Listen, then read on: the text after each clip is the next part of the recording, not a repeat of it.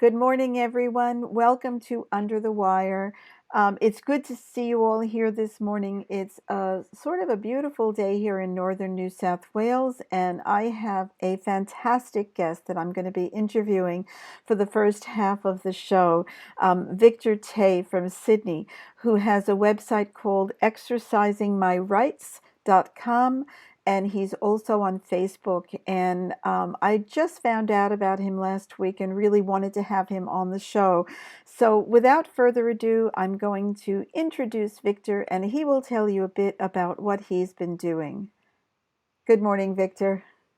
Hey Mara, how you doing? Thanks I'm for good. having me on. Thank you. Thanks for coming. I appreciate that. So, yeah, I only just found out about you a little while ago. I think someone shared one of your videos on my own private Facebook page, and I thought this is fantastic because what you're doing is basically going out there and telling people that they need to be exercising your rights. What I wanted to start with is just to ask, when is it? Like, how long ago was it that you decided to do something like exercising your rights? And what was the last straw for you that made you get out and start doing this in the streets of Sydney? Right. Well, it's all very fresh, but maybe I'll just give you a bit of background. I mean, with the website exercisingmyrights.com, there's three main issues that I'm trying to address and the information I'm trying to get out. So the first one is that the cure will be worse than the disease when it comes to this coronavirus and what they're doing and the government emergency measures. The second is that the data behind this coronavirus is unreliable. And Mm, the third one is that the government response is a huge infringement on our God-given right. So I'll just go into each of those briefly. great. So what I mean by the cure is worse than the disease is these lockdowns. A lot of people don't realize, I think, that there will be potentially devastating and deadly consequences to these lockdowns. Generally, when lockdowns happen, suicides increase and depression and drug abuse. And I'm even reading articles yesterday that they're worried that the lockdowns are hiding domestic abuse numbers because people are, more scared to reach out to things. And, and when people go through economic problems, they also have poorer diets and poorer Mm, health. And then you add to that the fact that the government is, who knows where, people don't. I was speaking to some people out in the city, and they said to us, oh, but everyone's fine, even though they don't have a job. The government's giving people this money, and it's like, where do you think this money is coming from? Obviously, it's destroying our savings. It's putting our children and us further into debt, and we're mm, already, I don't know the exact number. I quoted like a trillion, but it's like somewhere between 500 billion to a trillion that we're already in debt, and wow. it's going even further into debt. So there's that. That's one point. The second point is, that when you look into the data, the coronavirus data is completely unreliable, and there's a growing body of experts that are questioning the data. So I've got a lot of those. There's about 25 listed on my website so far, but I saw that Off Guardian listed another 8 experts that are speaking out, questioning the data, questioning the measures, and they are not getting a wide media coverage.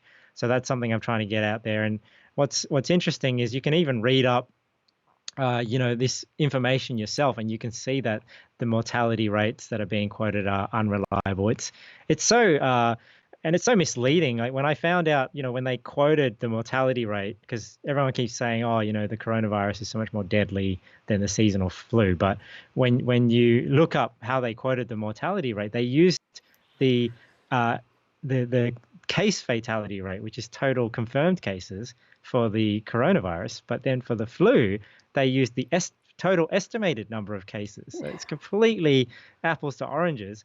Yep. And it's just shocking that when you show that to people, because everyone just keeps repeating the narrative that it's so much deadlier, but then yet they don't know the data that it's based on. So I'm trying to get that information out there, that the WHO website even, shows that somebody doesn't even have to be proven that they have COVID-19 to be recorded as a COVID-19 death. So there's definitely no distinction happening in the data between people dying of COVID-19 and people dying with COVID-19. Which is a And big and the last, difference. Mm.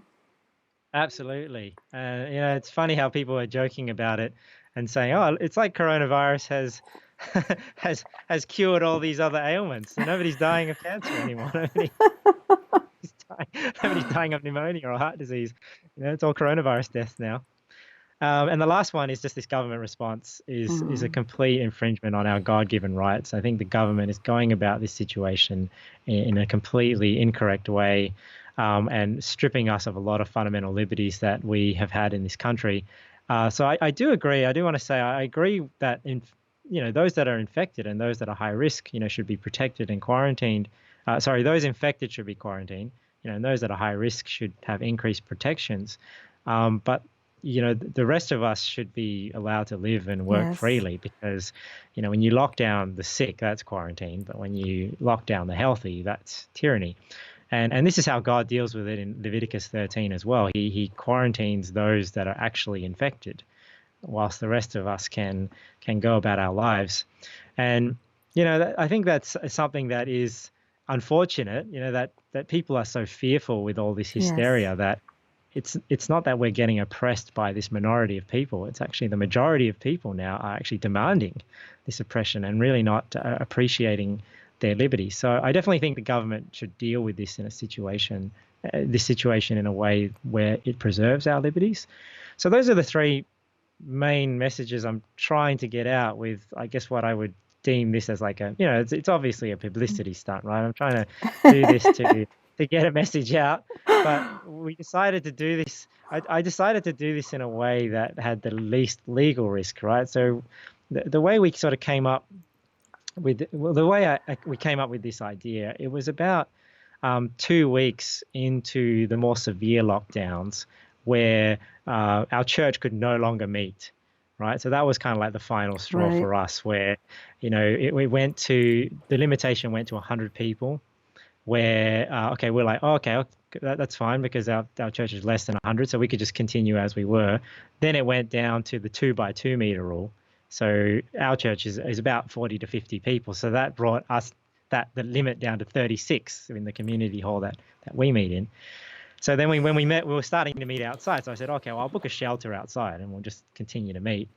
But then the lockdown said, well, no more public gatherings. So it was about 2 weeks into that where me and a few men of the church, we got together just to discuss, hey, what are our options moving forward and what are the potential consequences of each option.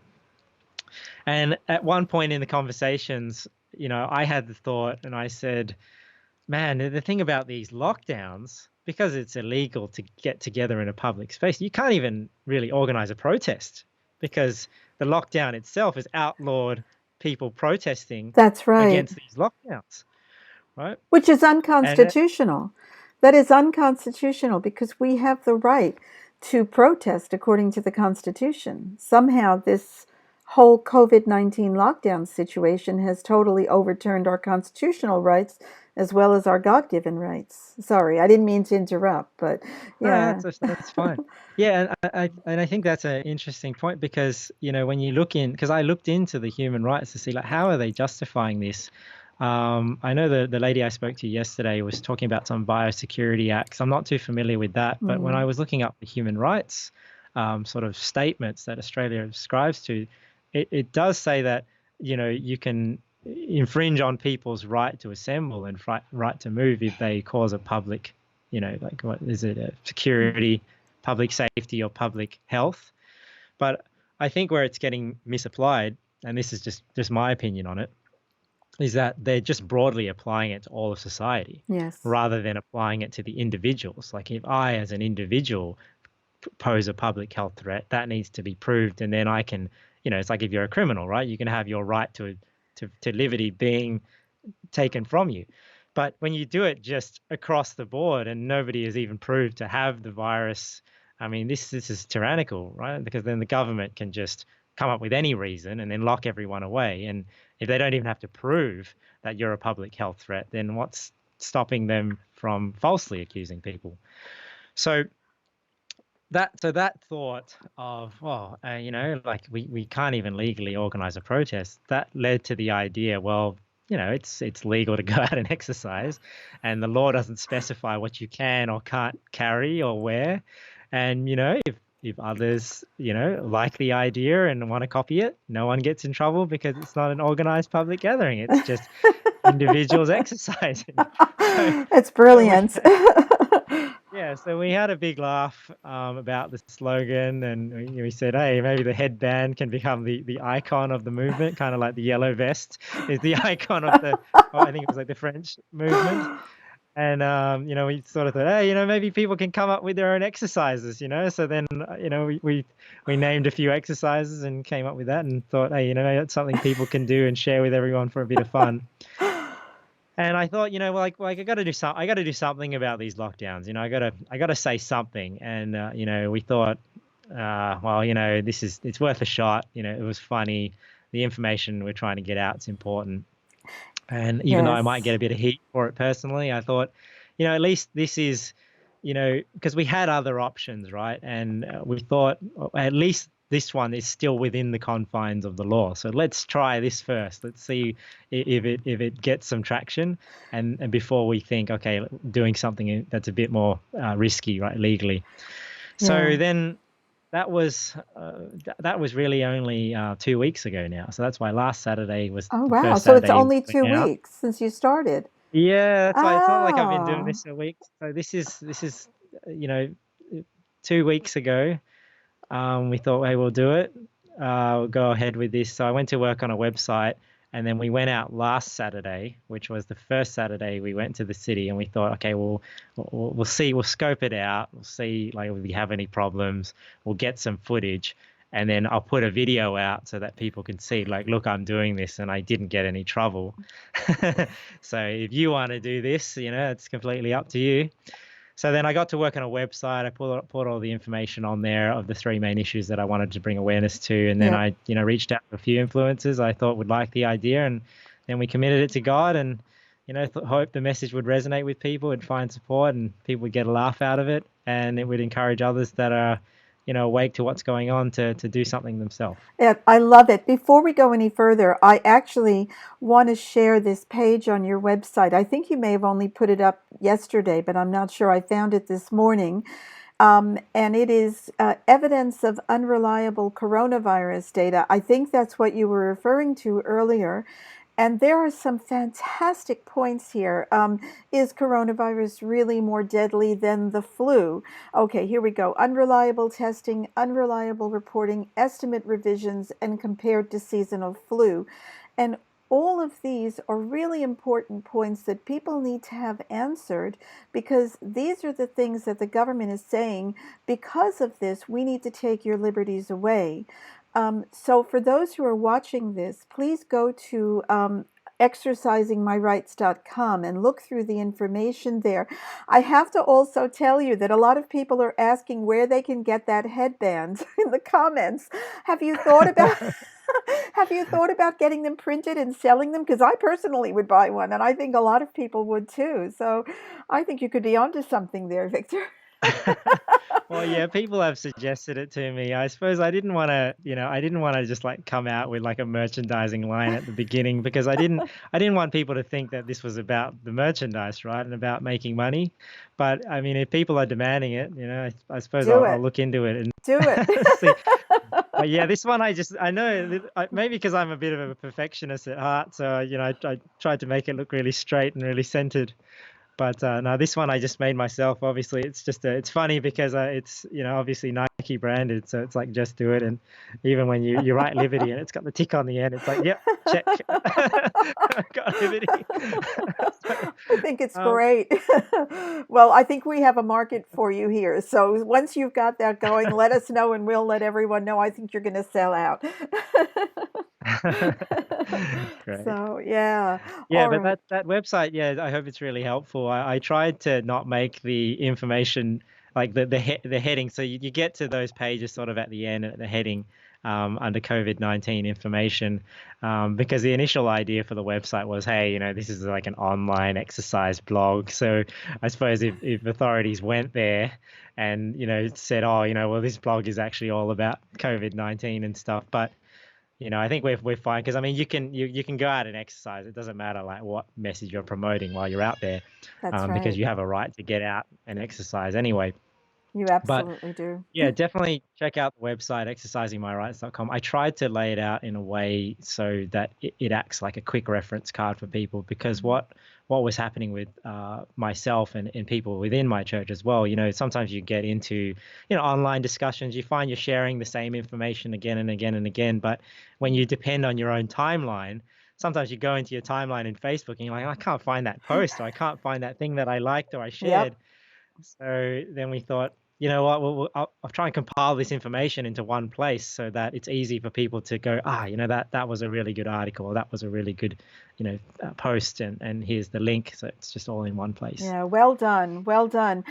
When just getting back to when you were going out and exercising, you actually went to Parliament House that first weekend, didn't you? And what sort of responses did you get from people who were on the street? You already told me that streets were pretty empty, but from the people who you passed, what sort of responses did you get? Yeah, so I counted that we were stopped probably about, because I was with one other person, obviously. We were stopped about 7 times, I say, in total, because my when I go and exercise today, my plan is sort of just to stick around Parliament House, right? But Mm. that last Saturday, we sort of wanted to get some footage in some sort of iconic locations. So we were going around, and we had it, like I said in the video, did have a bit of trouble with the police because we didn't know that you couldn't record, well, you can't hold a sign. I found out now you can't hold a sign on Opera House property. Just That's crazy. not approved. Yeah, there's some Opera House bylaws. If you look it up, it was laws that were passed in 2015, and I think that the Sydney Opera House Trust has laws, and one of them is you can't hold an unapproved sign on Opera House property, and you can't record for commercial purposes. So that was what they tried to get us on in the first one, but commercial purposes only if you're making money from it, Yep. and since we're not making any money yet, technically we could have recorded, but they would have us on the sign.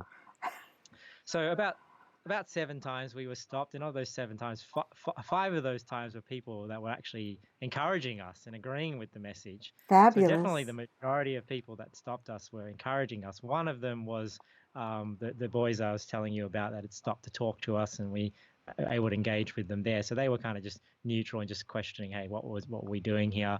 And really only one other instance was somebody that was actually said something negative to us and saying, hey, you guys don't care about the healthcare workers and everything like that. And Oh, obviously that's not the case, yep. and I think that's how this conversation is always framed. It's always framed, you guys don't care about people, you just care about, money, as opposed to people not realizing that lockdowns actually have an effect on people's lives, because when people don't do well economically, it obviously affects their health as Mm. well. And people get very depressed, and suicides can lead from that. And there were some people as well that would, try and sneak photos of us, which is fine. Whenever I saw somebody trying to sneak a photo, I would just pose and just try and get a good shot. But I haven't seen any of them, get shared around social media yet, so I don't know what they're doing with it. They're waiting until you're more famous and then they're going to sell them. I knew him first. Right, Oh, right. speaking of that, Kobe has said maybe you can get sponsored by Nike. Have you Yeah, thought yeah. about contacting them? Well, I bought because the initial idea is to wear like the blue and white Adidas tracksuit, right? But I didn't get it in time for that video, so I'm still waiting for the jacket. But I've got the pants now, Oh dear. so I love yeah, it. we're trying to just create this sort of character in a blue and white tracksuit with a headband. Oh, that's brilliant. Now, you were in front of Parliament House. I know it was the Saturday, so probably there weren't many politicians around, but did you see any politicians while you were there? And if so, did they speak with you? Nobody. No, no, No. yeah, because I mean, I don't think Parliament I don't think they were sitting because it was Easter, Ah, of maybe, course. but Yeah. I was trying to look up times that they sit. I don't think they sit on the weekends, but I guess the reason why I chose Parliament House is, obviously the location and what it represents. So, Mm. I thought it would be great, if I guess we'll see what happens today. But when I go there and exercise today, I mean, it would be great to go to like an empty city, but the only people that are there are all people exercising in headbands and signs. So I guess we'll see today, because today really is the first Saturday that people know about what I'm doing, right? Because they didn't know about last Saturday, because last Saturday we went to scope it out and also take some footage to tell people what I'm doing about this Right. Saturday. So yeah, we'll see what happens. I hope it Hope you're it sparks a joined. movement. Uh, Yeah. Tanya Mary is asking, hi, I admire your campaign exercising our God-given rights. Are we able to join as members? She wants to know. No, it's not an organization right now or anything like that. So, I guess we didn't really think so much about where this may end up. It just started out as an idea and thought, hey, it would just be cool if this became like a trend. And we thought if we spark the fire, it may get people talking. And it was really mainly about um, bringing the issues the to the public, and Yes. making people ask, what is this, making people ask, like, what is this about? Why are they doing this? And when they saw exercisingmyrights.com, they would go there and then they would see all Mm, the information. yeah. That's was what I, the goal was. I'd love to see if more people join you today, while you're out there wearing, they don't necessarily have to have the headband on or the t-shirt, but just, going out there holding a sign and exercising, while they were, I'm not going to say protesting because it's not a protest, but just demonstrating their support for exercise and rights. So it'd be really good if more people would actually do this. Are you asking people, if they do that, to actually take pictures or video of themselves and share it with you on your Facebook page? Yeah, Oh, that. absolutely. I would love it. I'd love it if it sparked like a social media trend of, everyone, here wearing their headband of liberty, taking selfies saying, hey, just out here at Parliament House exercising my rights. Oh, So hashtag definitely headband if of liberty. yeah. So that's why we just thought it worked so well. We knew we were onto something when it sort of wrote itself. It was saying, oh, I got an exercise. Oh, I'm exercising my rights, and oh, I have a headband. To make it really obvious that we're exercising. No, I think that's So people great. people have photos and videos, if they have exercises that they want to make up as well. I Mm. think that would be great. I'd love to see those, and I can share those as well if people want to send them to me. Otherwise, they can post them and tag us. It's a great idea. Sharon Bailey said Anzac Day is coming up, which is a symbolic one for exercising one's rights. And I think you're right about that, Sharon. Absolutely. Anzac Day, I think about my father who went to World War II and fought there, to protect freedoms and rights, what he would think if he was still here today. About what's going on now, and I know that he would be devastated by the idea that we could give up our rights this easily for a perceived threat that has never been proved.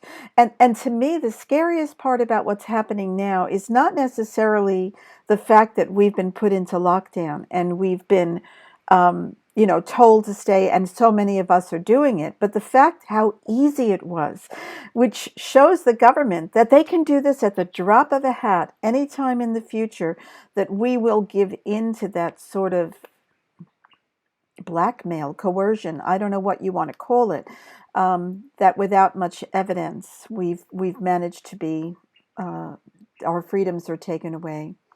So, Yeah, yeah. I think you're right. I think people do not appreciate their liberties. They don't realize that they were fought for. And honestly, if I had not, I traveled to America for 1 year.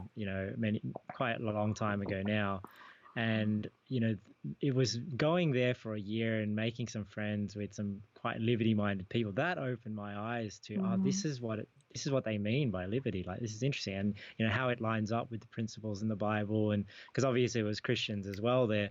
So that opened my eyes to how, because I grew up in quite a politically ignorant culture. Mm. Really, it's you don't really know how government goes about things, and it's always you complain about the government, but you don't really do anything about it. Yep.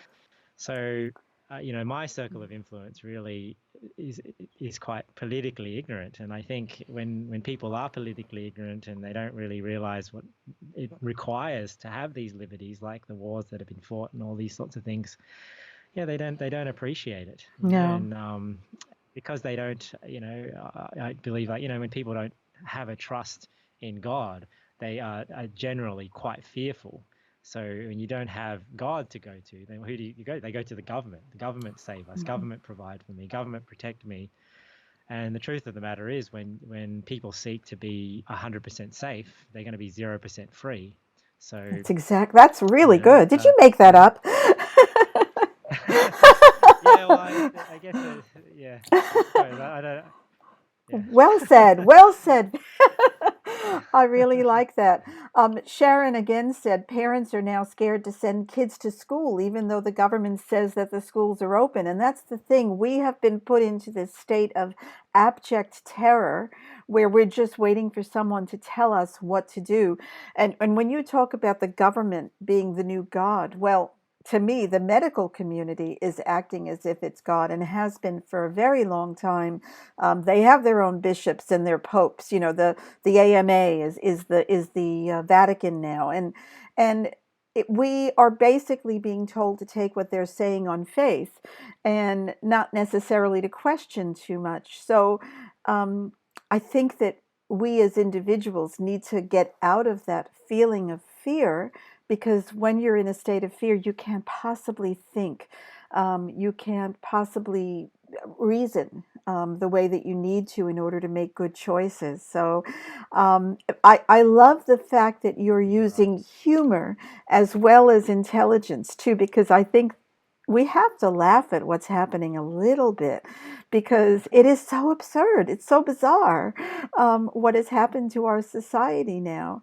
Um, it's Yeah, I think pretty people have to crazy. realize that this is not normal, what's going on. Like, and they should not accept it as normal. And No. if we don't say anything, people will just think it's normal.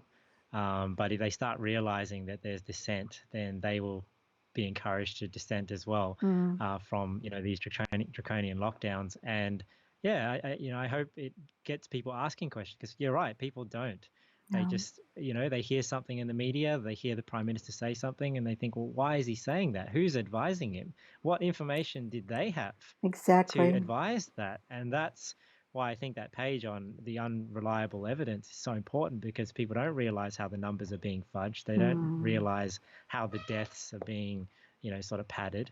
And, it's not like they know something we don't. They're using the same numbers, yep. these experts. It's just we believe them because they wear a white coat. That's right. With your parishioners, do they know what you're doing? I'm not even sure if parishioners is the right term. I'm sorry if it's not, but Just members, church members. and what do they think? Like, what kind of response have you had from them about what Yeah, you're doing? it's oh no, it's definitely positive. I pastor Good. an independent Bible believing church in Sydney, Australia. It's called the Church in Liverpool. So we meet in a community centre in the suburb of Moorebank. And if your listeners want to know more about the church, they can visit our website. It's tcil.org.au. But we're a church of about 40 people. So we're right now we're still a pretty close knit group of Mm, people with very similar views. So I would say most of them are supportive of what I'm doing, because a lot of them are actually probably more zealous about these sorts of things than I am.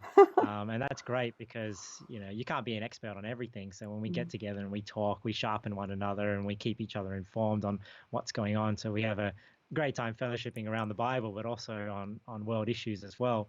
So definitely they are, I'd say the majority of them are supportive of what I'm doing. I even hear that, some of them might be exercising in the city today. you might see someone you So, know. yeah, I know, right? I might run into somebody there. I think some would be neutral. I think there would be some that, aren't as passionate about this as I am, but I don't think there would be anyone negative about what I'm doing. But, like I said, this is all still very fresh. It's all Yep. still, yeah, but I think they do get excited when they see me trying to get something going, and when they see other people excited about it as well, because you can tell from their social media activity, they jump on board and they're out there liking and sharing and commenting. That's the way it goes. That's the way it works and spreads, and that's fantastic. Um, I wanted to ask, do you consider yourself to be an activist? Is that the role that you're seeing yourself in right now on this issue? Well, yeah, I think in one sense or another, I believe as Christians, Jesus calls us to be salt and light in the world. So, I think that means we have a duty to, preach the gospel of Jesus Christ and do what we can to have a positive impact, in this world. So, yeah, I do believe every Christian should be involved, in, activism in one way or another. That's consistent with the Word of God. Uh, active obviously it's activists is not I'm not paid to do this full time No, or anything no. in that sense, but I think everybody should be involved. Everybody should do something. Right. Okay. So you're approaching this from a Christian perspective, not necessarily a political perspective, where when I think about activism, I think about activism for the sake of not politics, but moral activism or ethical activism. And it probably all works out to be the same thing in the end, that we're doing what we're feeling Exactly it. called to do. So, yeah, good for you. That's it. So I would see it under the same umbrella. Like we're Mm, we're called to be salt and light, trying to make an impact on this world. And one thing that would entail is, being involved politically as well, and mm. and putting our voice there and making our voices heard. So important because while so many people remain silent on this issue, silence is a tacit form of consent. And I think we need to be very strongly saying that we don't consent to this because the next step, it's very clear, the government's not even hiding it, is going to be that when a vaccine comes out, it's going to be compulsory, a vaccine against COVID-19, if they ever do make one. And have you Mm. looked at the vaccination issue like before this all started? Had you been aware of vaccination before the COVID-19 issue raised its ugly head? Oh yeah, absolutely. I guess, it's been many years ago now. Like I watched a documentary from Dr. Sharry Tenpenny, and Mm, I'm probably obviously not as well versed in it as you are, but I definitely have a view on vaccines. And to me, it just made a lot of sense that, vaccines don't really are not ideal in building the immune system, right? There are other ways to build up the immune system and get a mm, true immunity as opposed to this, temporary or false immunity where you have to keep getting these boosters, and you've got the issue of all the toxins and the ethics around creating vaccines as well. yep. So I've never really believed in the idea of, I've really supported this idea that vaccines was the best way to go about strengthening the immune system.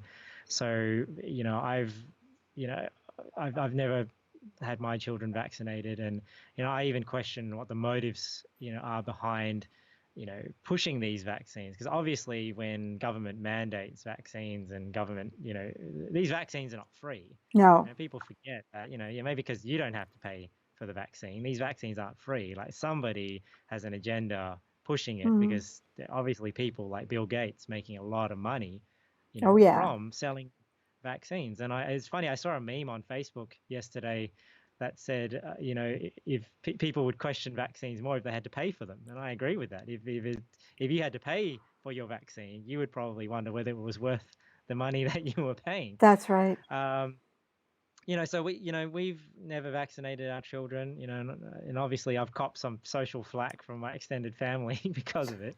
But so be it.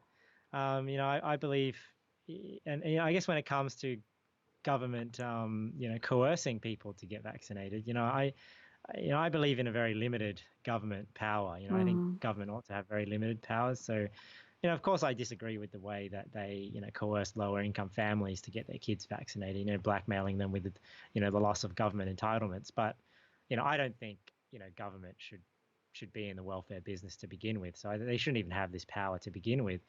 And when it comes to mandatory vaccines, the government shouldn't have the power to tell us what we can and can't put into our bodies. If certain substances, even the really bad drugs, if they're having a negative effect, that should be dealt with by social organizations like churches. Only when it leads to criminal activity, that's where the government should get involved, because the Yep. government, is there to punish crime, to punish evildoers. They're not there to be our parents. People talk about the nanny state, and that's what happens when the government overreaches. They start behaving like our parents rather than behaving like the government, which is punishing criminals. Yeah, if our parents were Lenin and Trotsky, the government would be acting like our parents.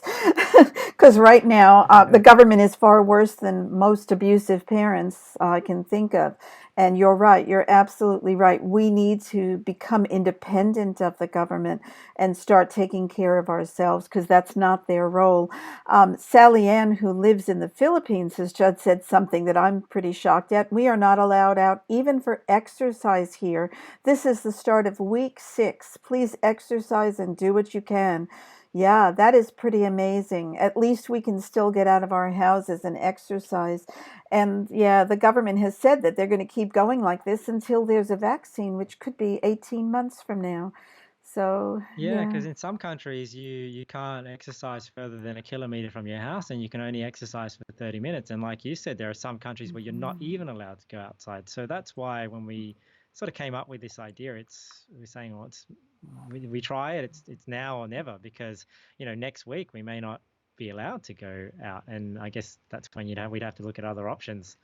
Yeah, Yeah. exactly, exactly. Well, good on you. I am so happy to see you doing that, and I hope you get a lot of support this afternoon when you go out between 2 and 4. Is that right?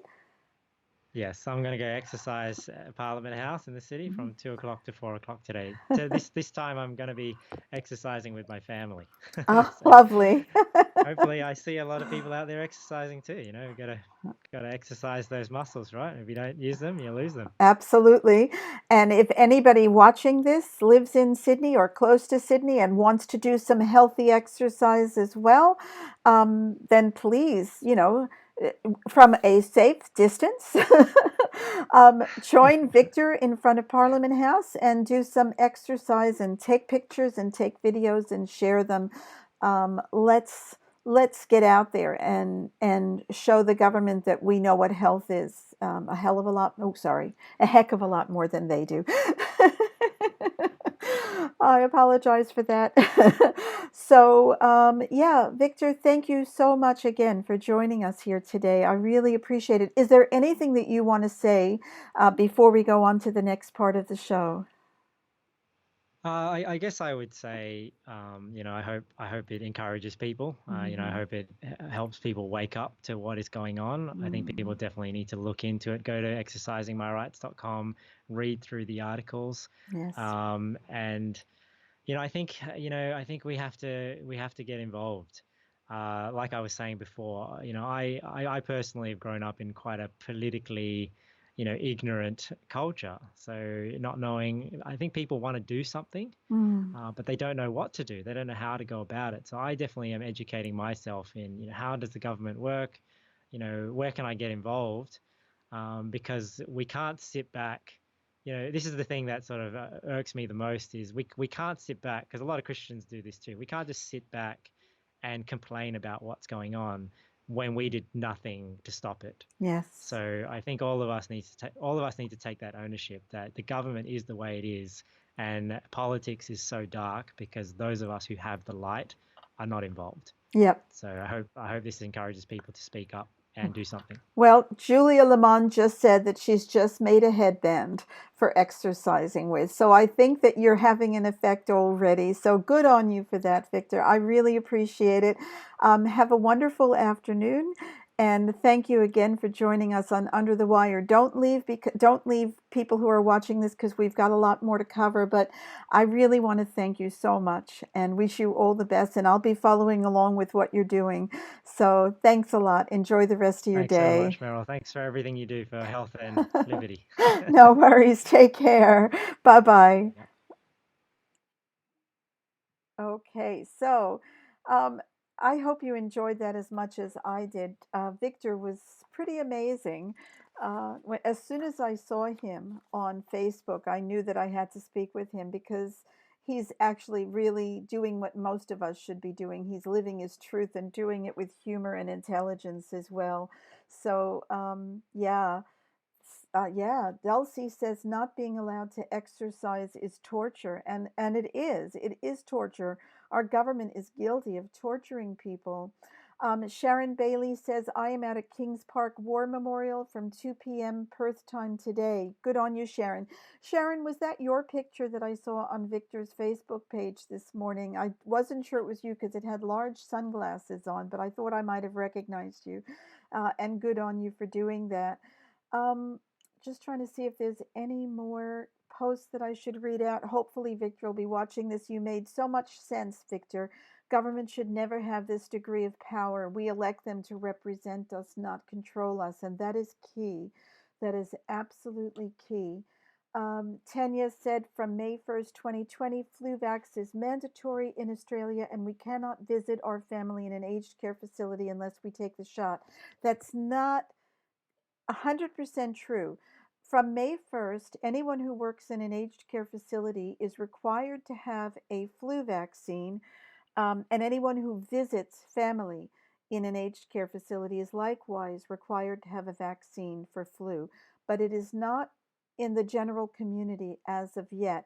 And I'm glad you brought that up because next week, I'm not sure of the exact day, but we've been speaking with a few different people about activities that can be done to actually protect the rights of people in aged care and people whose family members are in aged care as far as getting forced vaccinated goes. So, if you are one of those people, or if you have someone who you love in aged care, please don't take the vaccine yet. Wait until you see what we have. We're just getting it all ready.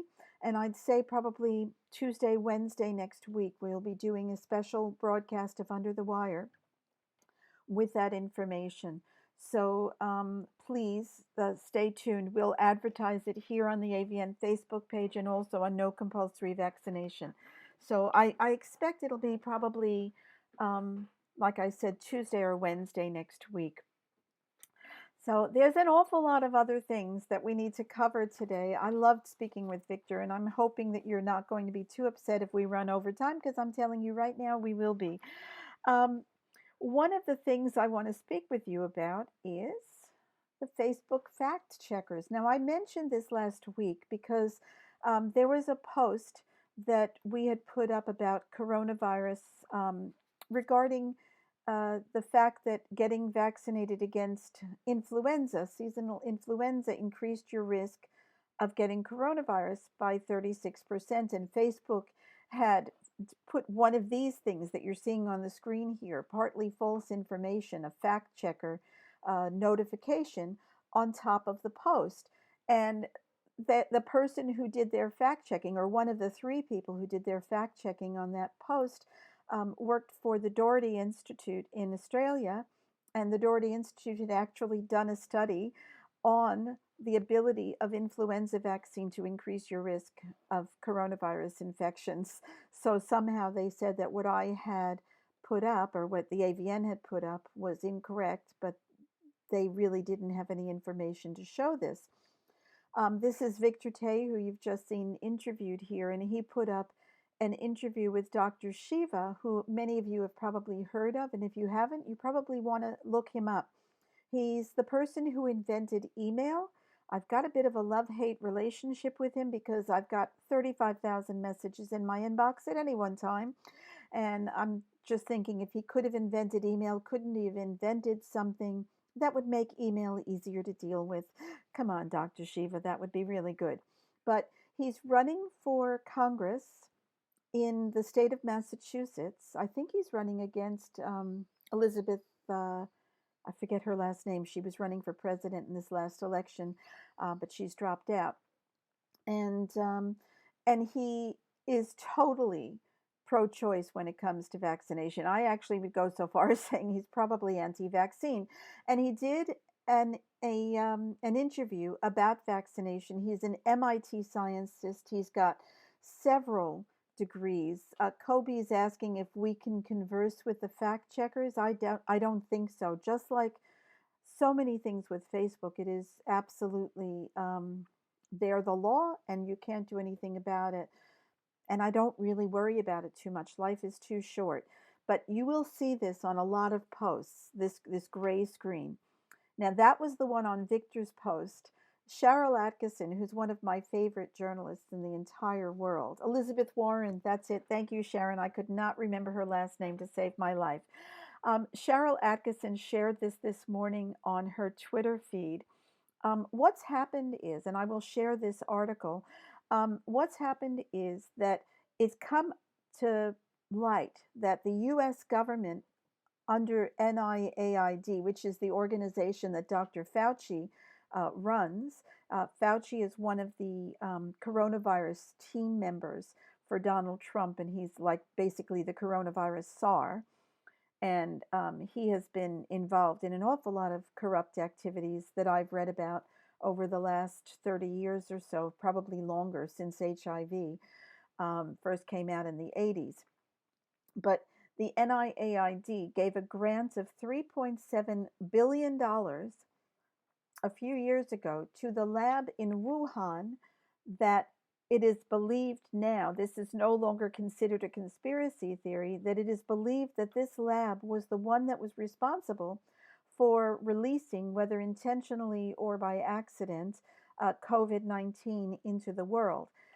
So this information came out, and this person, Proud Mama Bear, shared the information, and they got this false information found on your posts. But wait for it.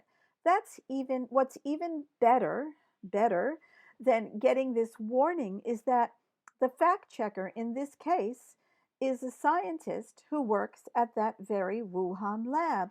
So, um, things that you wouldn't want to read about that are just beyond belief, they have a fact checker who works for the lab that is being accused of releasing the coronavirus into the environment, who is saying that information about that lab releasing the coronavirus is incorrect. Um, and what Sharyl Attkisson says is it is impossible that they would be that sloppy because they are very careful. That's what the fact checker basically, in not so many words, said. So we have to believe this person because they work there and they know. Um, we have what you've seen happening. Yes, Carrie Ann, just gets worse. It does just get worse. And that's why activities like Victor Tay's Exercising My Rights is so important. What's happening in Australia and in New Zealand right now is I never would have believed that this was possible. We shouldn't need to be tested, tracked, or vaccinated to have our liberty. And yeah, Sharon is asking if I can post the link. Sharon, I have all the links in a document. It was too long to post here, but I will be posting them. I can try and break it down and maybe make it into two posts. I can do that afterwards, but they will all be linked. They'll all be posted um, on the YouTube post when that goes up. But I will try and post those links here after the event is over. So, yeah. What um, what we are hearing now is that Scott Morrison, our prime minister, our lovely prime minister, is going to be uh, introducing a mobile app. He talked about this a couple of nights ago. Um, and this is going to be an app that runs by Bluetooth, and basically it's going to track everybody in the country. Why is it tracking? Supposedly because if, let's say, you are diagnosed with a COVID-19 infection, it will be able to see who you were around in the last 2 weeks, let's say, and then those people can be tested to see if they've also contracted um, COVID-19 infections. So, what Scott Morrison has basically said is right now, downloading this app is going to be uh, a matter of choice. You can choose to download it or not. But if enough people don't download it, we're going to make it mandatory. And the thing is that whether Scott Morrison makes it mandatory or not, uh, both Apple and Google are working on a smartphone tool to track COVID-19. This will actually be part of the operating systems, the Android operating system and iOS. And it's going to do the same thing. It's going to use Bluetooth, and it's going to decide whether or not you have been in contact with COVID-19. And if it finds that you have been in contact with someone, then it can come and the government can come and forcibly test you. And that's pretty frightening, I think. Yeah, Sally Ann, that's right. What he said is 40% must volunteer, but if 40% don't, it will become mandatory. So, damned if you do and damned if you don't. Yeah. And Emma, yeah, might be time to go back to the old Nokia 3210. I have an old flip phone and it still works. I think it's a Razor. And I've been thinking seriously, it might be time to start using that because I don't need a smartphone. I really don't. And I don't think many of us do. And I keep Bluetooth switched off on my phone anyway, unless I'm using it for some specific purpose. So, if we keep Bluetooth turned off and if we go back to the old phones, it's very possible that we will be able to avoid this. Jane says, and then forcibly remove you from your family. Jane, you are spot on. This article was removed before I got a chance to screenshot it, but there was an article on a New Jersey website that said that families needed to have a preparedness plan. And the preparedness plan was that in case one of the family members was diagnosed with COVID-19, the Department of Community Services, the DCS, should be called in to remove the children from that family for their own protection. So if mom or dad or grandma or grandpa are diagnosed with COVID-19, then the children should be placed into guardianship or care for their own protection. How many children who go into protective care or guardianship are never seen again? How many of them are sexually, physically, or emotionally abused? And is it really for their own good that they are taken away from their families um, because of a COVID-19 infection? How dangerous is COVID-19 actually? Now, I found this graph on the Australian Institute of Health and Welfare website. These are the 5 leading causes of death, men and women, in 2017, which was the most recent year they had. I want you to realize that not one of these causes of death is an infectious disease. Coronary heart disease, number 1, dementia and Alzheimer's disease, number 2, cerebrovascular disease, number 3, number 4, lung cancer, number 5, chronic obstructive pulmonary disease, COPD. Those are the 5 leading causes of death, and that tells you how many people in Australia die every year from those. If you add them together, it's a decent number, but it's nowhere near the number of Australians who die every year as a result of improper medication, adverse reactions to properly prescribed drugs, medical error, or nosocomial and iatrogenic infections in hospitals. Um, According to the Medical Error Action Group, and this statistic is more than 10 years old, between 18 and 54,000 Australians are killed every single year by doctors, basically. So, again, if we go back and look at that, the lowest end of that figure is 18,000. Well, that's about how many people died in 2017 from coronary heart disease. Um, I think that yeah, Sally Ann, all our metabolic causes caused by diet, lifestyle, and inflammation. I mean, look at lung cancer, look at COPD and chronic coronary heart disease. Those are definitely diseases of lifestyle and poor diet, as is cerebrovascular disease, dementia, and Alzheimer's disease. Um, while you can argue that it is possible that some of those cases are of natural cause, many of them are caused by drugs. Many drugs cause dementia. Look at the statin drugs that so many people are on now for cholesterol. So you know, it's one of those things that we are being told that we need to be locked down for COVID-19, which does not even factor into, the last I heard, which was yesterday, there were about 60 deaths in Australia from COVID-19. 60 deaths. I don't know, it could have gone up since then, but it wouldn't have gone up much. And our entire nation is locked down. Now, this graph that I'm sharing here is from the Daily Mail, I think, in the UK. Of course, this was on a David Icke tweet, so that's why it says David Icke on the bottom. And I tried to find the original graph and I couldn't. But it shows deaths per million in countries. The countries on the left have not gone into lockdown. They include Sweden, Japan, Taiwan, and the deaths per million are very low compared with countries. Oh, 63. Thank you. Sally Ann says there have been 63 deaths in Australia, so up another three.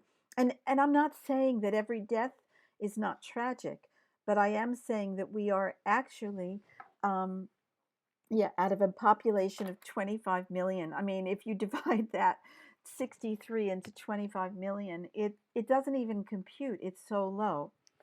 Um, and the thing is that the government will say that those low death figures are because we went into lockdown, but we can compare what's happening in other countries where they didn't go into lockdown, and the countries that had lockdown, according to this graph, have a much higher per capita death rate than the countries that did not go into lockdown.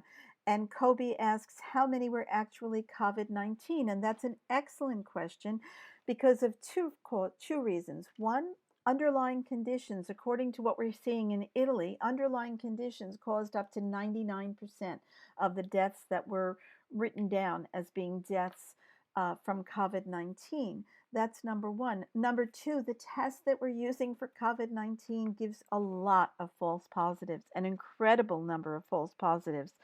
So we don't really know whether that's the case or not. And yet we are in a state of panic as a country.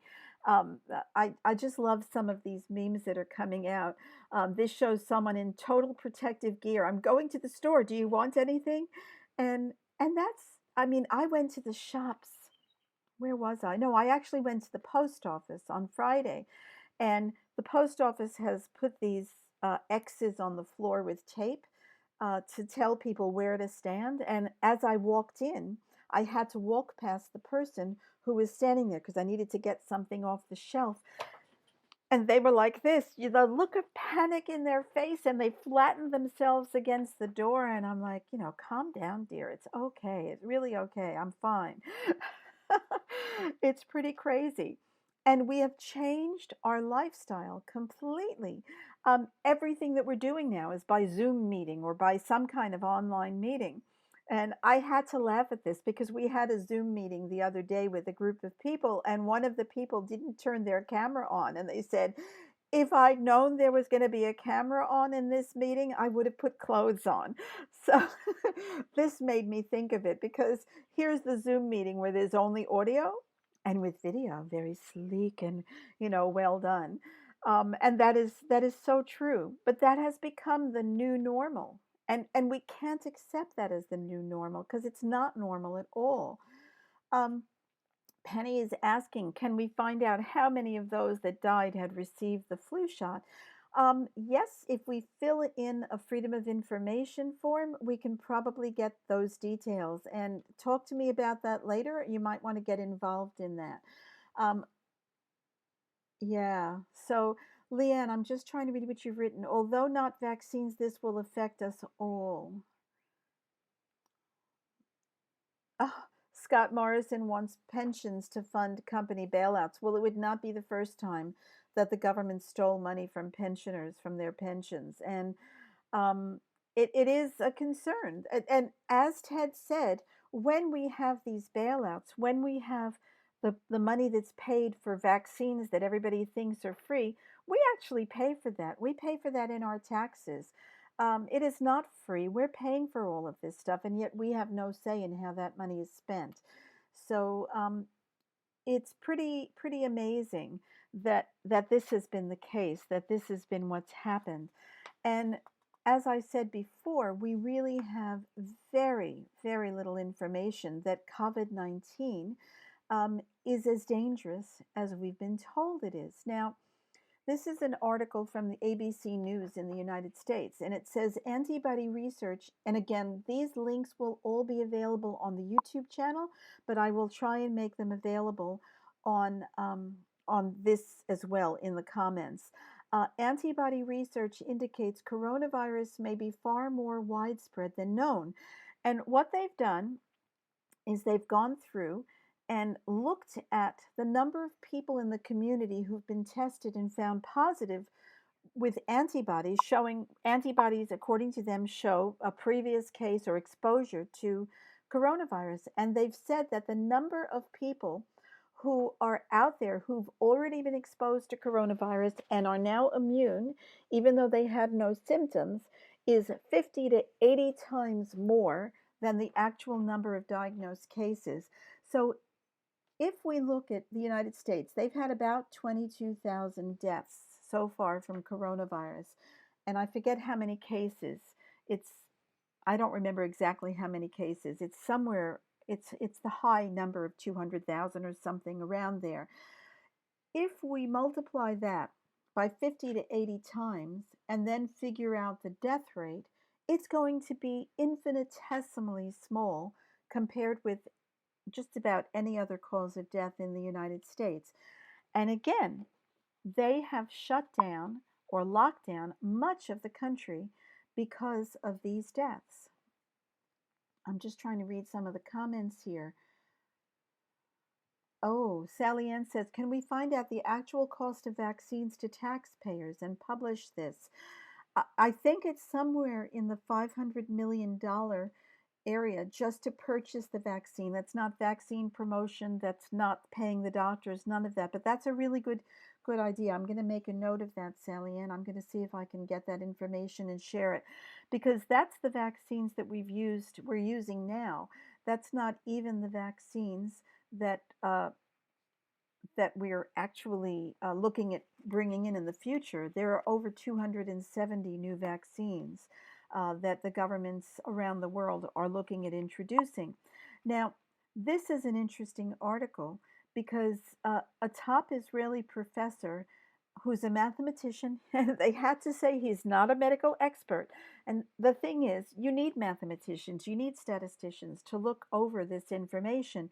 He says that regardless of whether there is a lockdown or not, within 70 days from the beginning of an epidemic to the end, it will be the same. The curve will be the same, basically. Okay, and Sally Ann's posted an article in a city in the Philippines, 200 tests, 53 positives, only 2 symptomatic, 1 mild, 1 more serious. And that's pretty well par for the course when it comes to just about any infectious disease. It really relies more on the underlying health status of the person who contracts it than it does on the disease itself. And what this doctor, Isaac Ben Israel, is saying is that whether there is a lockdown or not, it doesn't matter because the disease takes the same course. And what's being found in these other countries that I mentioned before, countries like Sweden, Taiwan, and Japan that have not gone through lockdown, is that not only does it not take the same course, it takes a milder course. And when I originally looked at what's happening in the United States, I thought that all of the states in the United States, according to a federal mandate or a federal dictate, had to shut down, but that's not the case. Governors have the final say in whether or not states will shut down. And there are several states that I was able to find, Arkansas, Nebraska, Iowa, Tennessee, Wyoming, and Idaho, that did not go into lockdown. And those states, now, most of them are smaller states. They don't have huge populations, but they do have big cities. And the big cities have large populations. So if they didn't go into lockdown, basically you can look at the situation there and compare it to the states that did go into lockdown. And every single one of those states, I don't know if you heard, but Donald Trump has said that he's going to be phasing in a stopping of the lockdown starting today in the United States. And every single one of these states is going to start easing the ability for people to travel and to do things and to be out in public and for businesses to operate. They never went into lockdown. Their businesses still operated, but they were doing social distancing. They were doing a lot of these other things. They're going to start easing them. And their death rates have been a fraction of the death rates of some of the other states that went into complete lockdown. And it's not easy to compare because it's not comparing apples with oranges. When you compare Idaho, which is I think one of the least populous states in the United States, with New York or New Jersey or California, I mean those states are so urban in most places and so overpopulated in many spots that it's very hard to make that comparison. But the fact is, these are the things we need to be looking at. Let's look at Australia, where we have 25 million people in a country that's larger as far as landmass goes than the United States, and we've had 63 deaths, and we are in basically almost total lockdown. Not lockdown like Sally Ann has in the Philippines, but almost total lockdown. And we have to ask ourselves, was this an overreaction? Were the businesses that have been destroyed, that are never going to come back, and there are so many of them, and the people whose lives and finances have been destroyed, was that for any good purpose? And if it's not, who is going to pay? Will the government be held accountable for the harm that has been done to so many by their what I consider to be an overreaction? And Leanne, I'm just reading what you've written now. A lockdown is unenforceable and unsustainable across much of Africa. You are trying to do something that is not possible, and you are condemning people to a choice between starving and getting sick. And that's exactly what's happening here. Australia is probably better off in that situation because people still can access food. But in the United States, they've only started getting their government uh, checks in the last day or two, I think since the 15th of April. And there are people who have not eaten for days because of this in the richest country in the world. Is this an overreaction? Is this lockdown going to cause more harm, more pain, more suffering than COVID-19 if we had simply let it run its course the way that we do with the influenza every year, the way that we do with everything? And isn't it just common sense for people to stay home when they're sick, for people who are elderly and immune suppressed to avoid being around people who are sick? Do we need the government to tell us to use our common sense? I don't think we do. And yet, as Victor said, we are allowing the government to treat us as if they were our parent, our mother and our father, and they are not. They haven't got the good sense that most of our parents had. And all you have to do is look at government policies, and especially the policies over the last few weeks since this started, to see that they write policies, bring them out, and then that night they change them. They close all bottle shops, and then that night they say, oh no, we're not going to close the bottle shops, but we are going to close churches and places of worship. Why? Is it better for you to get drunk than it is to actually be able to go and worship God? And isn't the right to religious freedom guaranteed in our Constitution as well? Does the government have the right to disobey or to totally override parts of the Constitution? I don't think they do. But unless we hold them accountable, they get away with it. And that's what's happening. Now, we have in the United States death figures that are quite high. But what we've just seen is New York City posted a sharp spike in coronavirus deaths after untested victims were added. And what they've done is in New York, um, they, let me just show this on screen. I just realized I hadn't. This is an article from Reuters. So what they've done is they've gone back and revised the death count in New York City, and they've made it higher. They had 10,000 to more than 10,000. What they've done is basically anyone who died at home was presumed to have died from coronavirus. Now, people die at home all the time. Elderly people, people who are sick, people who are on hospice. Both my parents died at home on hospice. So, it is not an uncommon thing to die at home. And they increased overnight, hey presto, 3,700 deaths overnight in New York, because what they did is they counted anyone who died at home. It was 60% spike in deaths. Anyone who died at home was counted as having died from coronavirus. And this is it, trying to justify the incredible tyrannical attacks on our liberties by saying, oh, this is a terrible, terrible disease and so many people have died from it. And when those huge numbers of deaths did not eventuate, they made them up. They basically made them up. We have the Javits Center in New York, which is a big it's a center where a lot of conventions and everything take place. And New York asked the federal government to turn the Javits Center into a hospital. They sent the Army Corps of Engineers in there. They set up, I think, over 2,000 beds. The Javits Center is empty. They sent the USS Comfort, which is a hospital ship, into New York Harbor. USS Comfort is empty. Many hospital emergency departments around the U.S. are empty. Hundreds, if not thousands, of nurses and doctors have been put on furlough because there simply aren't enough sick people to actually justify their being employed. And what I believe we're going to see, and I don't know, I don't have any evidence for this, but because people are not going to see doctors, because people are not going to the hospital emergency rooms, unless it's something really serious like a car accident, I think we're going to see a huge decline in deaths. And yes, Deborah, stats can prove anything you want. There is a quote that's attributed to, oh God, I'm losing my names here, the person who was the minister for propaganda for the Nazis. Goebbels? No, it's not Goebbels. And he said there are lies, damned lies, and statistics. And that's basically what we're seeing here.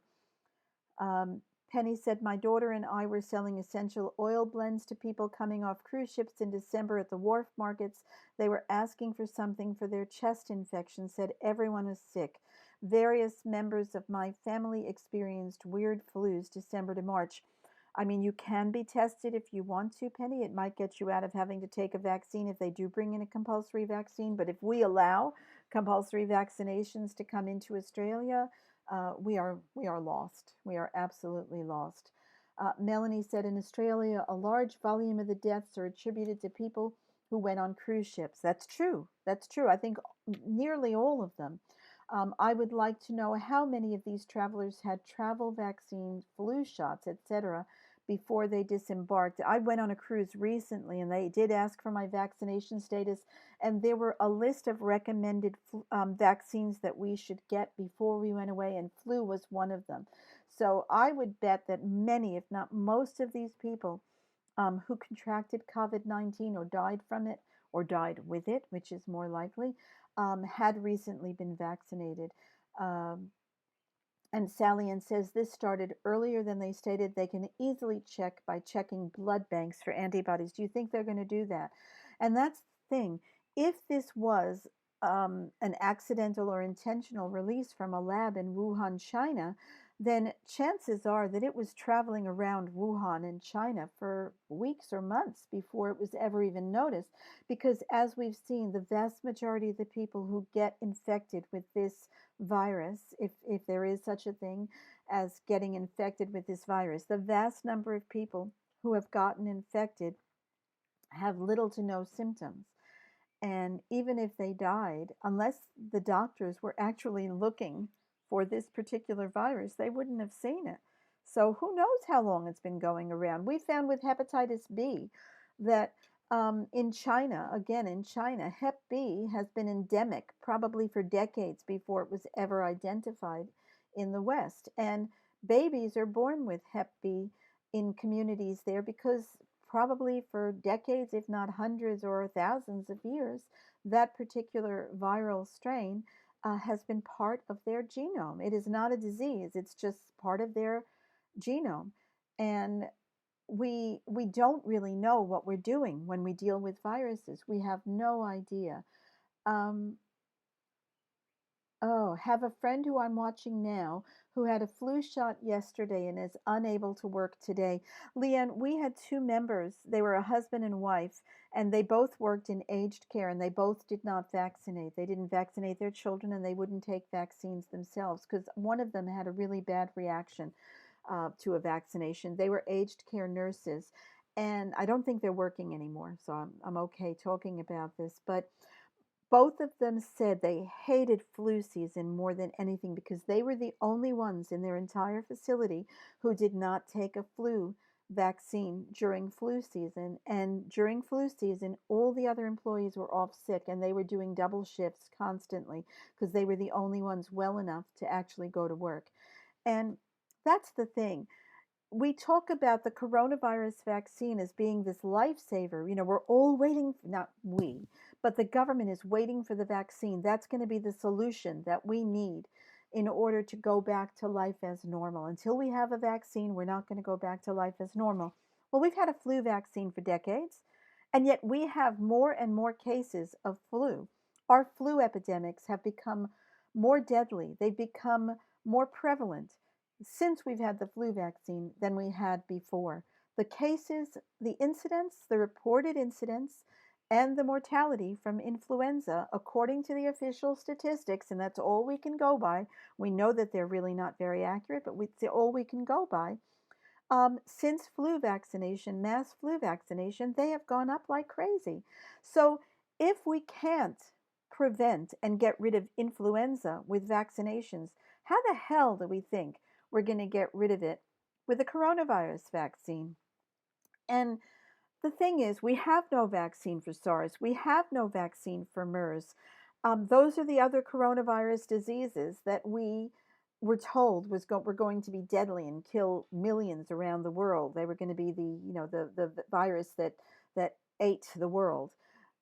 We have no vaccine for those two diseases because coronavirus in itself, the way that it works, um, and believe it or not, Peter Hotez and Paul Offit have both come out and admitted this. They said that these particular diseases, these coronavirus diseases, if you make a vaccine, there is a strong chance that you will make the disease worse in the vaccinated than in the unvaccinated. So it has this viral enhancement. James Lyons Wheeler said he did not like using that term, and I don't blame him. But it has this viral enhancement that can make the condition even worse. And it's we are counting, our government is counting on this vaccine that may never eventuate because it never eventuated for SARS and MERS. And even if it does, it can make the situation far worse. And they are telling us that until this vaccine comes out, we're not going to be able to return to life as normal. Um, and as we saw with Victor, we need to be taking action to make sure that we don't have to wait 18 months to be let out of lockdown, to be allowed to go out in public. Pathogenic priming, that's right. That's what James Lyons Weiler calls it. Pathogenic priming, not viral enhancement. So yeah, it is one of those things that if they couldn't do it for SARS and they couldn't do it for MERS, why do we think they're going to be able to do it for COVID-19? Aside from that, COVID-19 seems to have an ability to mutate as often as flu does, if not more. So any vaccine they make now is not going to be the same vaccine that's going to be needed when it's finally released. There's just too many holes in this whole proposition of vaccination against SARS. And if we had a government that was actually involved with enhancing the health of people, then they would be looking at putting money into nutrition, into good living standards, into clean water instead of the crap that people in the cities drink that is so poisoned. And those things, in and of themselves, would do so much to improve the health of Australians so that COVID-19 or any minor viral illness would not be causing the excess mortality and morbidity that we're seeing now. Now, Melanie said humans are so poisoned now they can't survive the flu like they did in the past. And that is so true because our immune systems have been disabled by vaccination, by too many drugs, by poor diet. And things that our ancestors would have come across and would have either not had symptoms from or had mild symptoms from are now killers. And it's something that we need to look at. The fact that we are weakening our immune systems, weakening our ability to deal with the environment through so many things, through drugs, through vaccines, through radiation, through bad diet. All of these things have weakened us, and we need to look at that as a cause of the problems that we're facing now. Um, Sally Ann says India has just identified a new mutation that negates the current vaccine approaches. And it's like chasing the infinite here. We've got this goal, a coronavirus vaccine, but coronavirus is actually far smarter than we are, and it just keeps changing. It keeps changing. No matter what we do, it's not going to stop it. The only thing that we can do that will, if not stop it, but at least mean that we don't have to worry about being infected with it any more than we worry about having a cold, is to keep our immune system strong. And if they're not strong to begin with, to support them to the point where they become strong. That's the real answer. Um, there was a person who passed away, unfortunately, quite young, not long ago, and he wrote a book called Health, the Only Immunity. And to me, that is truly health is our protection. Um, it's not any specific antibody. It's not any vaccine or drug. We're not going to get healthy by these things. They're not going to enhance our health. They're going to suppress our health. But if we want to be healthy, there are certain steps that we need to take, and none of them are steps that are being recommended by our government or by our medical community. Uh, Vaccine unicorn, yes, that was such a great term. The elusive vaccination unicorn. It is, and it's chasing the vaccine against this is like looking for a unicorn. And I think that we have probably more chance of finding a unicorn than finding the answer to this in a vaccine. Yeah, but oh, Deborah, better renew my driver's license now before the no jab, no driving comes in. And I mean, they're talking about all these things. Our passports will not be accessible unless we've got a COVID-19 vaccine. We won't be able to travel anywhere, not even interstate. If you have loved ones in other states, you won't be able to see them. It's, yeah, Mother Nature loves sleek, strong, fit animals, and we are not. In general, we are not. That's very true. Um, so I just, I just feel that what Ted, sorry, what Victor is doing is um, is such an important step, and he figured that out himself. And I think all of us need to be thinking about how we can um, fight against government tyranny regarding this issue. Uh, it's such think outside the box, and when you have an idea, share it and share it with the AVN because we can then share it with others. It's not one thing that's going to solve this problem. It's going to be a whole slew of solutions. So Robin, I like that. Vaccine science is like Scientology. If you don't believe it, you are ostracized. And it's true. You have to, that's what I mean about medicine being a religion.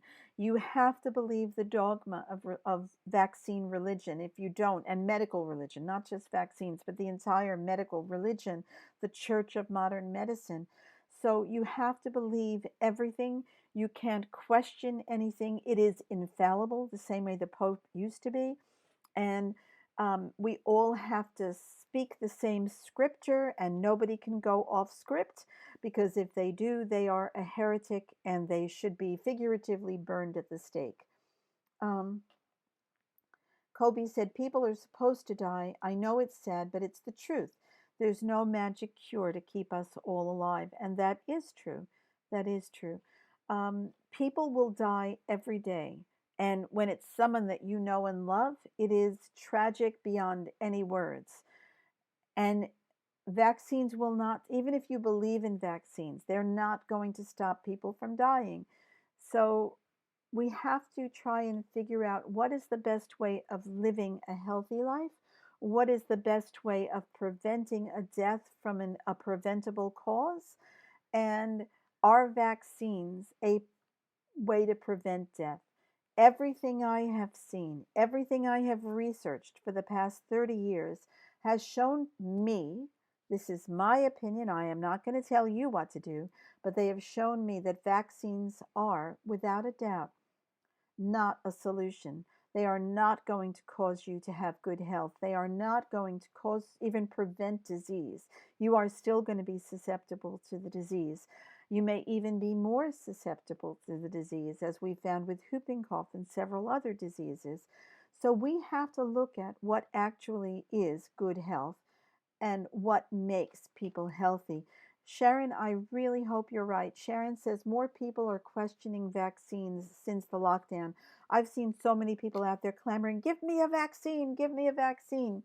But I hope that people are going to start questioning. And sadly, if there is a coronavirus vaccine released, and if it has the same problems that they found with SARS and MERS vaccines, we are going to see people becoming very ill and dying from that vaccine. And if they don't start to question first, they're certainly going to start questioning it after. Um, so Leanne has shared a humorous post. I don't know what it is. I can't see it from here, Leanne, but if people want to click on that after the show's over, they can. I want to talk about a couple of other things. Number one is mainstream media. Mainstream media is the enemy of truth. They really are. They are fake news. Everything that they tell, basically, except maybe the weather sometimes, is fake news.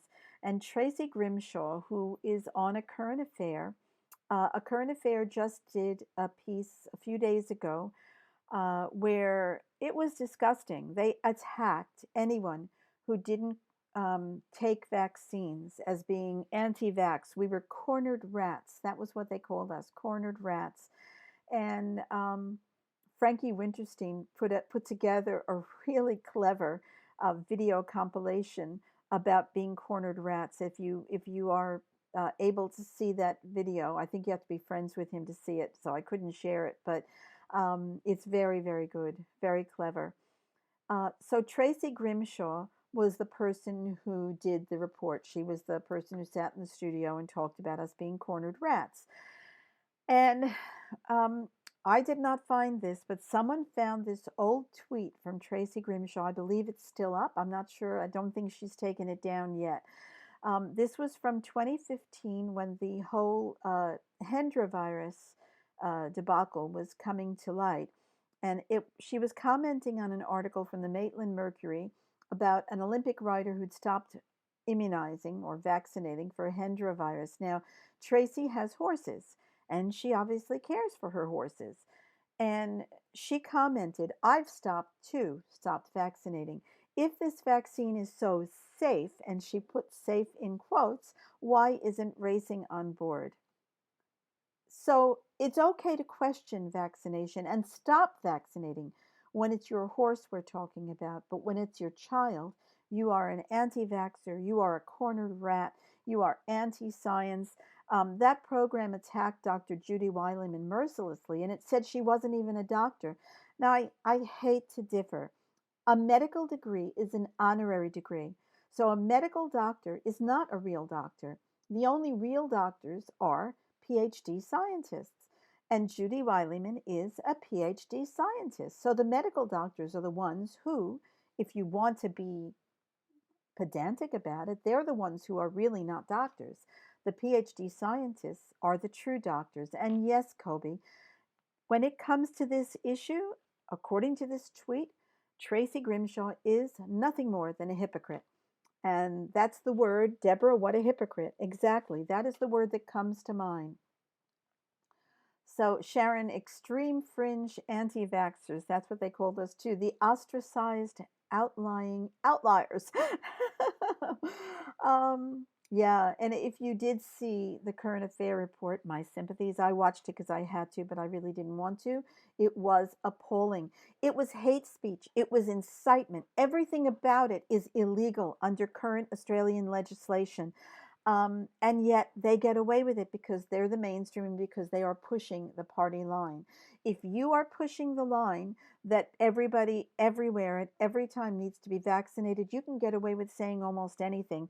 If you are respectful and scientifically based, and if you share information about harms or ineffectiveness of vaccines, well, the health minister in the UK wants to say that you can be arrested, and I don't think that Australia is much further behind. Um, so yeah, they are happy to put up an orthopedic surgeon who could not speak to real science, only mudslinging. Yes, that was John Cunningham. And John Cunningham is an orthopedic surgeon, and yet he is the person who is always trotted out to share his expertise about vaccination. And from what I've seen, he came to the Vaxxed One screening in Melbourne and he handed out information in the lobby. And it was a beautiful thing because Suzanne Humphreys was there at that time and she broke apart what he said and showed how it was so untrue. Because he's with Stop the AVN, because he's part of Friends of Science in Medicine, because he totes that party line, um, he is the person of choice for the media to interview when it comes to this issue. But I have never seen any evidence that he has any specific knowledge on vaccination science. And yet he comes out against Dr. Judy Wileman, whose thesis that went through reviewers at the university when she put it together. Her thesis was published based on being reviewed, just the way a peer reviewed article is. And he comes out and says, she's not a doctor, this is not science, but he's never once presented any proof or any evidence to his claims. And when he tried to, his proof and evidence was found to be severely lacking. Yeah, so that A Current Affairs show was pretty horrendous, but what was really good about it was if you looked at the A Current Affair page on Facebook, and I don't recommend going there, um, the comments, there were so many comments that opposed the way they had handled this, even from people who vaccinate, because most people in the general community, regardless of their views on vaccination, are fair-minded, and most people really want to um, want to. I haven't seen Tay's corrections. Penny, maybe you want to share a link to that. Yeah, most people are fair-minded when it comes to issues, and they can see through bull. They can. And that show was not only bull, it was vile bull. And it shows how desperate the media and their bosses in the medical community and the pharmaceutical industry are when it comes to this issue. We can't allow any dissent on the vaccination.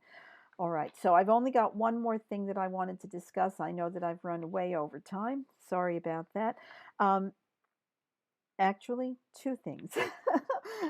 Number one, I was going to be bringing you something tomorrow, but it's been put off for a few days because we're just getting the documents in order.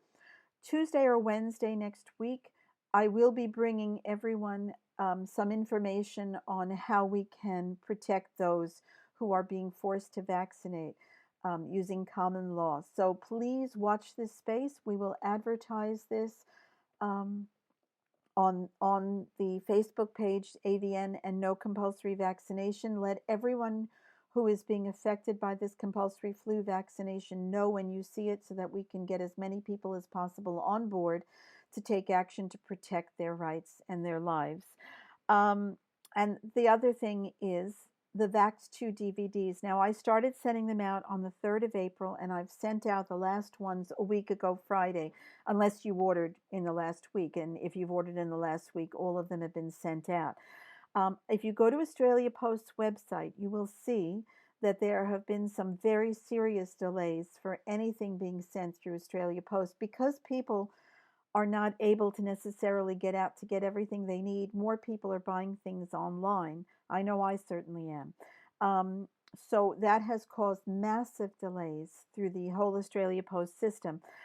I am getting a lot of people writing to me and saying, "Did you send my DVD? Where is it? What's happening?" I'm trying to get through them all.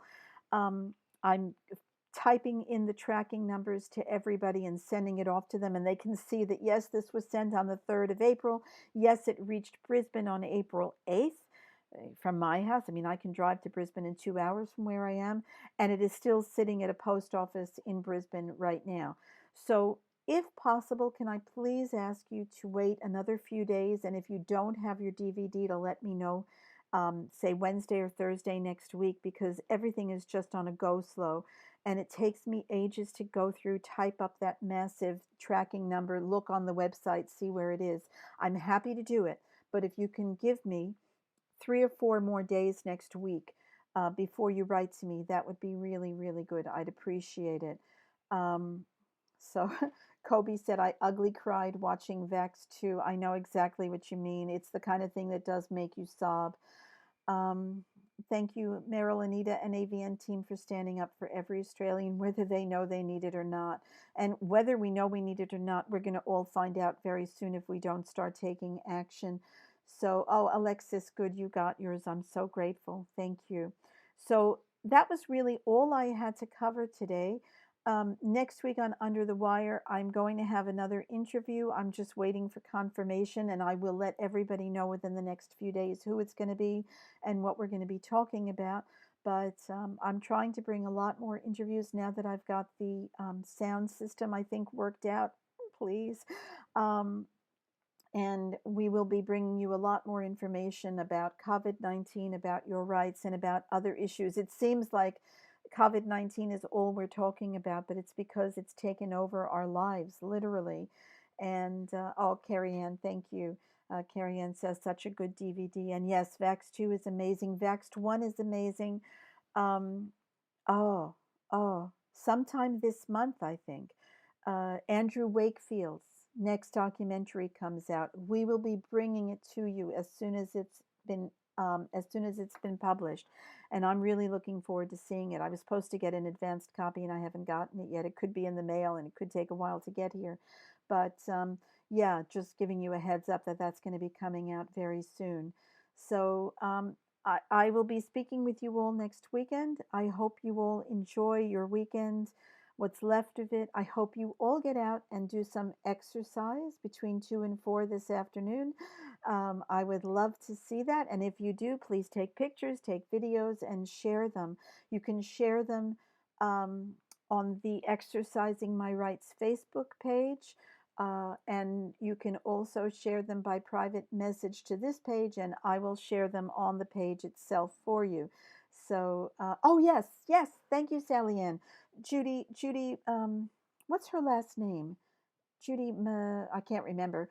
Judy and Kent Heckenlively have a new book coming out, Plague of something. I've ordered it. We will be having it in the next few days, and we've got it listed in the website already. Plague of Destruction. I can't remember. Um, so Judy Mikovits, that's her name. Judy Mikovits and Kent Heckenlively, they wrote the book Plague that we have, and they've gotten together to write a new book, also Plague of, I can't remember what the name is. If somebody has it, please let me know. And and we have that book listed on our web shop, and we will be getting it in very soon. I think it was released on the 14th of April, so it's coming here from the U.S. Um, yeah, hard copy. Yeah, we've got it coming in hard copy. Do you mean hardcover? Oh, the Kindle's available too. That's good. I didn't know that. I love reading things on Kindle because I can make the text bigger. I probably shouldn't admit that. It's like talking about my age. But yeah, I highly recommend anything that Ken Tech and Lively is involved in. And Judy Mikovits is also amazing. She's put out a few really good. Plague of Corruption. Thank you. I appreciate that, Penny.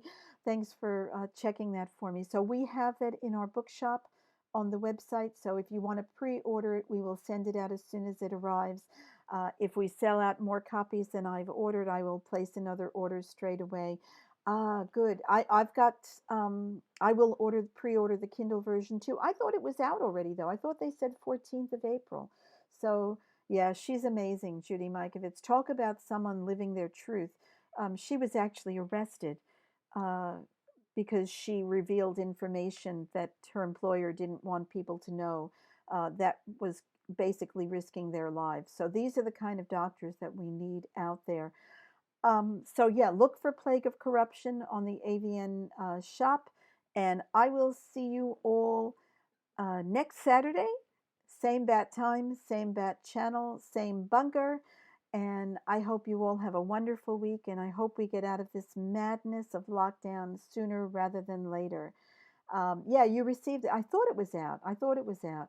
So, yeah, 5 years in prison. She didn't spend 5 years in prison, though. I think she got out early because of Dr. Fauci. That's right. That's right. I read her story. It was because of Fauci. Oh, Ken said they already sold out of the hard copy on Amazon. Sorry, I'm reading all the comments after I'm saying goodbye. I am saying goodbye. Goodbye, everyone. Lovely seeing you all. Thank you for joining me here on Under the Wire, and I'll see you next week. Bye bye.